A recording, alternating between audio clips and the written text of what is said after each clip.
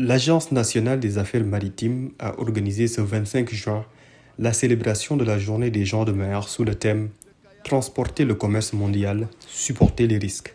Une journée de célébration, mais aussi de commémoration des marins disparus. Après l'hommage qui leur a été rendu, le directeur de l'ANAM a présenté les mesures destinées à renforcer la sécurité des gens de mer. Nous avons entamé une révolution silencieuse, c'est de la digitalisation. L'application Galgi est votre bouclier. Elle est la preuve que, même au milieu de l'océan, vous n'êtes pas seul face au harcèlement ou à la violence. Demain, vos brevets de certificat STCW porteront des QR codes sécurisés.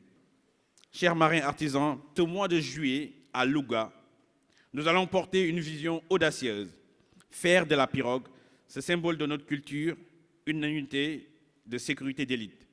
Je me réjouis de l'accord historique avec l'IPRES, car désormais, la mer ne sera plus un tunnel sans fin, mais un parcours qui mène à une retraite digne. Très présentes dans le secteur maritime, les femmes ont livré une analyse lucide des défis spécifiques liés aux questions de genre. Le premier défi est celui de la non-employabilité chronique. À ce barrage à l'embauche s'ajoutent les épreuves du terrain, l'isolement social et psychologique dans un milieu encore massivement masculin, ainsi que le risque d'atteinte à l'intégrité physique et morale à travers le harcèlement, les discriminations à l'avancement ou l'absence d'infrastructures adaptées à bord. Pour une femme marin, porter le risque, c'est trop souvent devoir naviguer dans la défiance et devoir redoubler d'efforts pour faire respecter sa place au sein même de son outil de travail.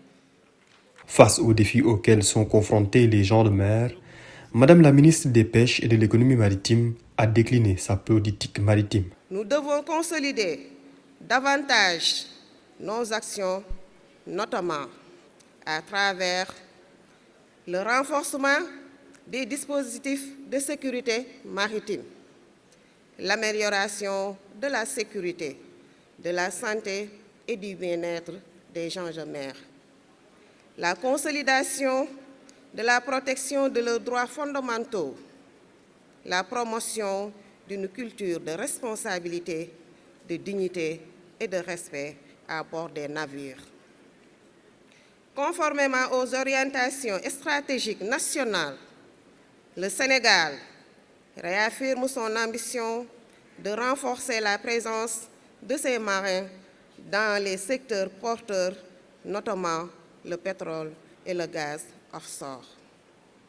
Notre ambition est claire, faire du capital humain maritime sénégalais un moteur essentiel de croissance, de compétitivité et d'inclusion. La journée s'est terminée par une remise de distinction aux gens de mer les plus remarqués de l'année. On peut les inviter à saluer les officiels avant de descendre.